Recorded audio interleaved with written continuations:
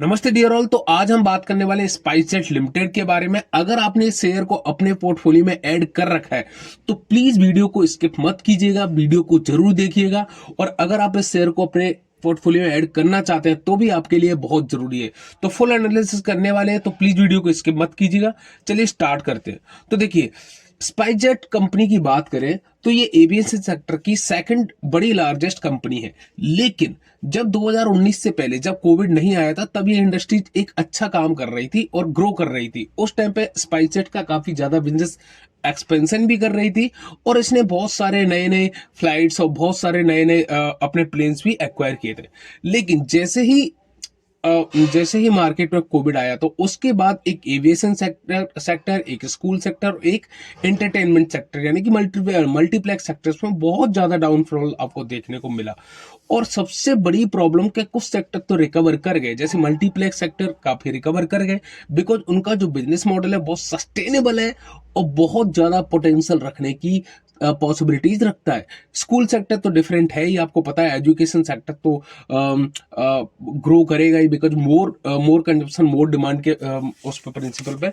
लेकिन स्पाइसजेट जो aviation sector है, इसमें हिस्ट्री उठा के देख लीजिए, ज्यादातर प्रॉब्लम्स आती ही रही हैं।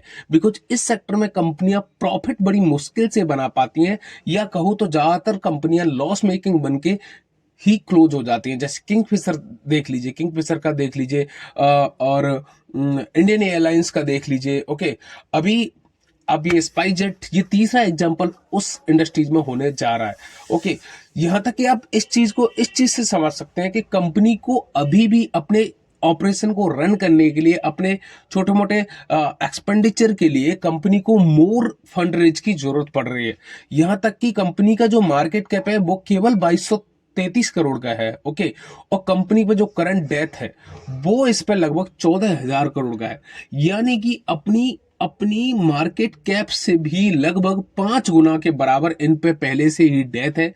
उसके बाद बावजूद भी इनको अभी फंड रेज करने की जरूरत पड़ रही है। तो मुझे ऐसा लगता है कि ये कंपनी सच में कुछ मुश्किल लग रहा है इस कंपनी का मुझे फ्यूचर, और ये डाउन ट्रेंड में ही जाने को मिलेगी और आने वाले टाइम में बहुत ही रेयर हालत मिल सकते हैं। तो मेरा सजेशन यही रहेगा कि अगर आप लोगों ने, किसी ने इन्वेस्ट कर रखा है, तो तुरंत एग्जिट होके लॉन्ग टर्म के लिए इन्वेस्ट करना है तो एक ऐसे शेयर्स में इन्वेस्ट कीजिए जो कि जिन प्रोडक्ट्स को आप अपने डेली लाइफ में घर में यूज करते हो। जैसे एफएमसीजी पे जा सकते हो, हिस्ट्री उठा के देख लीजिए आप कि मोस्टली अगर लॉन्ग टर्म में कोई कंपनी हमें लेनी चाहिए ना, तो जनरली एफएमसीजी इस तरीके की कंपनी लेनी चाहिए, क्योंकि इस तरीके की कंपनी हमेशा चलती रहती है, हमेशा ग्रो होती रहती है। आईटीसी देख सकते हो, हिंदुस्तान यूनिलीवर देख सकते हो, टाटा के न्यूअर प्रोडक्ट देख सकते हो।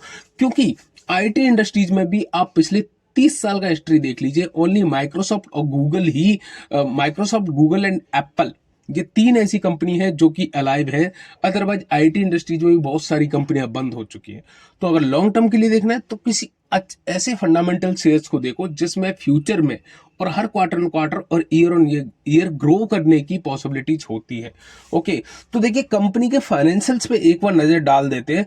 पिछले, ज्यादा बात नहीं करेंगे, पिछले 4 क्वार्टर की बात करेंगे। ओके, तो देखिए कंपनी की जो सेल्स है वो मार्च 2022 में 1866 करोड़ की थी, जून 2022 में 2457 करोड़ की हुई, सितंबर 2022 में 1953 करोड़ की हुई, और दिसंबर 2022 में 2315 करोड़ की हुई। ओके, ऑपरेटिंग प्रॉफिट मार्च 2022 में -295 करोड़, जून 2022 में -401 करोड़, और सितंबर 2022 में -566 करोड़, और दिसंबर 2022 में -60 करोड़।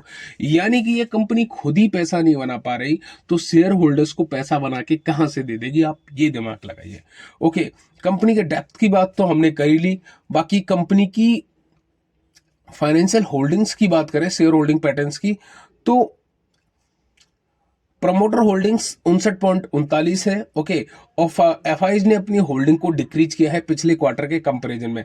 यानी कि सितंबर 2022 में 1.19% थी, जिससे घट के इनकी जो होल्डिंग है वो 0.65% आई है।